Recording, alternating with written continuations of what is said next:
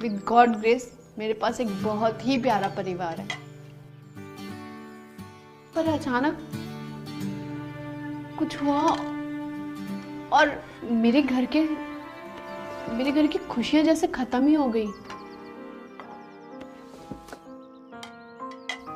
हम लोग आपस में बात ही नहीं करते थे।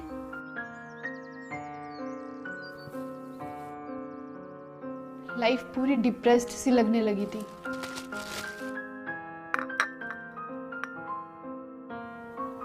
और मुझे ऐसा लगता था जैसे मेरे अंदर बहुत ज्यादा नेगेटिविटी आ गई है। कभी कभी तो ऐसा लगता था जैसे अब मुंह खोला और अब झगड़ा। पायल, हो क्या गया है तुम्हें? कितना नेगेटिव हो गई है यार तुम। क्या बच्चे का हाल बना दिया है? क्या घर का हाल है? You should change your self Payal, you should change. Pankaj की उस बात ने मुझे बहुत गुस्सा दिलाया और फिर सोचा कि क्यों ना मैं ही बदलूं।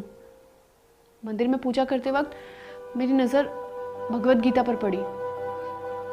जानती तो ये मैं बहुत पहले से थी कि भगवत गीता में जिंदगी की सारी परेशानियों का हल है, पर इतने गहरे ज्ञान को कोई समझे कैसे। फिर सोचा क्यों ना पूरा परिवार एक साथ बैठकर भगवत गीता पढ़े।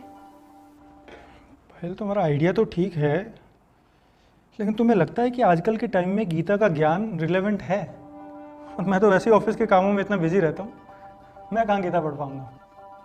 बेटे, तुम्हारी सोच तो बहुत अच्छी है, लेकिन मुझे नहीं लगता कि मैं अब इतना गहरा ज्ञान पढ़ने और समझने में सामर्थ्य भी हूँ। अज्ञान तिमिरान्धस्य। मम्मी, ये बहुत मुश्किल है। अब मुझे खेलने जाने दो ना। मैं तो सारी उम्मीद ही छोड़ बैठी थी अपने परिवार की खुशियां पाने के लिए। फिर ऐसा लगा जैसे मुझे उम्मीद की एक नई किरण मिली। मुझे टॉकिंग भगवत गीता के बारे में पता चला। मैंने उसे तुरंत मंगवा लिया। ऐसी किताब जिसे आप पढ़ सकते हो, सुन सकते हो, समझ सकते हो, और बहुत सारी चीजें एक नहीं अनेक भाषाओं में।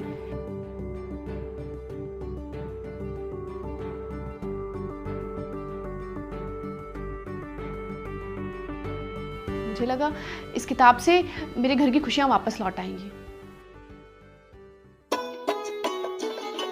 जय गणेश जय गणेश जय गणेश देव धर्म क्षेत्रे।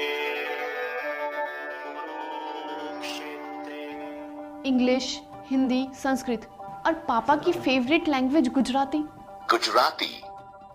और पंकज को भी यकीन हो गया कि भगवत गीता आज भी उतनी ही प्रैक्टिकल है। मेरा बच्चा उसमें इंटरेस्ट लेने लगा था। हर एक श्लोक का अर्थ टॉकिंग भगवत गीता आज के हिसाब से ही बनाई गई है।